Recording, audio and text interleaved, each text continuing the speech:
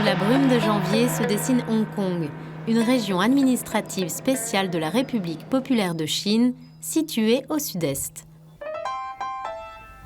La Chine, c'est le pays de mission du Père Nicolas pour le reste de sa vie. Ordonné en 2013, ce jeune prêtre français des missions étrangères de Paris est arrivé en Asie il y a 4 ans et la découvre avec enthousiasme. Derrière cette tour, en fait, il y a le pic, donc c'est une montagne où en fait il y a la maison des missions étrangères. Mais là on la voit pas, elle est complètement dans les nuages.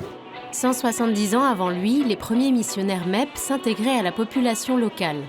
C'est d'ailleurs à eux que l'on doit la découverte de la fleur blanche appelée Bauhinia, qui figure aujourd'hui sur le drapeau hongkongais. Pour le Père Nicolas, sa première mission ici, c'est de s'intégrer. À Hong Kong, environ 8% de la population est catholique. Depuis 10 mois, il est vicaire dans la paroisse Holy Redeemer Church, dans laquelle près de 2500 personnes viennent chaque dimanche aux célébrations.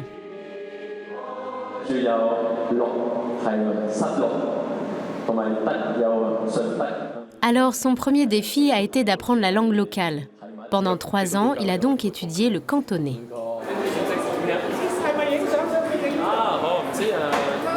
Ici, c'est la petite boutique tous les dimanches. Elles sont quelques gentilles dames à fournir les croix, les icônes, les images pieuses.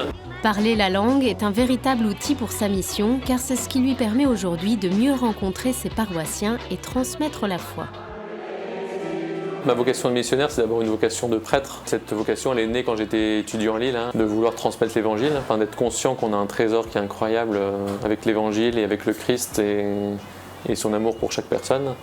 Alors, pour transmettre cet amour de l'évangile, le Père Nicolas a récemment trouvé un nouveau langage, celui de la calligraphie. On va imbiber le pinceau d'encre. Cet art chinois, il l'étudie pour le plaisir, mais c'est aussi pour lui un bon moyen de s'enraciner dans sa nouvelle culture. Ça fait à peu près un peu moins d'1 an là, que je commence la calligraphie, et en fait je vois que tout de suite les gens sont hyper touchés. Sont très... ils sont émus presque. La calligraphie, c'est un pan de la culture chinoise qui est hyper important. C'est des caractères chinois, c'est le langage, et puis c'est leur vie de tous les jours aussi. Je pense que ça peut servir même la mission et puis ça peut me faire rentrer encore plus dans la culture chinoise. C'est de continuer vraiment à mettre mes forces à travailler la calligraphie. Et cet art, il le met au service de ses homélies. Et en fait, je prêche à partir des caractères. Voilà. Et donc pour les gens, c'est très visuel et tout de suite, c'est un message qu'ils vont retenir. Et c'est souvent une interprétation personnelle, mais qui en même temps peut les aider aussi à faire un cheminement de foi. Voilà. Donc par exemple ici, ça c'est le caractère de la foi, sun en chinois. À gauche, c'est le caractère qui veut dire la personne. À droite, le caractère qui veut dire la parole. Parfois, il y a un espace qui se crée entre nous et Dieu, entre nous et la parole de Dieu. Et que cet espace, ça peut être les difficultés, ça peut être la souffrance, mais ça peut être aussi le fait de l'indifférence vis-à-vis de Dieu. Finalement, qu'est-ce que c'est que la foi? En fait, c'est que cette distance soit de plus en plus petite, quoi, et de rapprocher, en fait, de rapprocher l'homme du Christ. Le Père Nicolas a lui aussi apporté sa touche personnelle à Hong Kong. Donc mon monocycle, qui est un très bel outil de mission. Voilà, cet outil de mission, il parle toutes les langues. On n'a pas besoin de parler chinois pour l'utiliser. En Chine, en Asie, partout, il y a plein de spectacles. Ils aiment beaucoup les spectacles, beaucoup faire la fête. Le jonglage et le cirque, c'est un des meilleurs outils de la mission parce qu'il parle toutes les langues. Tout le monde comprend, que ce soit les enfants, les personnes âgées, et ça marche à tous les coups. Les gens sont vraiment heureux. Heureux, c'est le mot qui caractérise le Père Nicolas. Pourtant, à l'origine, il désirait vivre sa mission en Chine continentale. Je le sens toujours plus attiré en Chine. Voilà. Donc je suis un peu entre deux, quoi. Je suis à la fois à Hong Kong, en mission ici, et puis en même temps aller régulièrement sur le continent.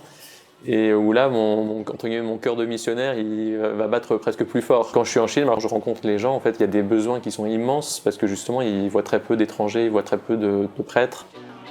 Alors, il rejoint régulièrement ces chrétiens de Chine continentale, également par la prière. Aujourd'hui, il part en mission avec des paroissiens. Souvent, on est appelé les prêtres pour aller porter le sacrement des malades, ou pour aller visiter aussi les malades, les bénir. Alors, c'est-à-dire que là, la grand-mère, elle est assez fatiguée, quoi. Donc là, elle a compris qu'on venait lui porter la communion, donc elle s'est un peu réveillée. Phu krap ji, krap sing san, chi meng, aman, ke tok sing thai.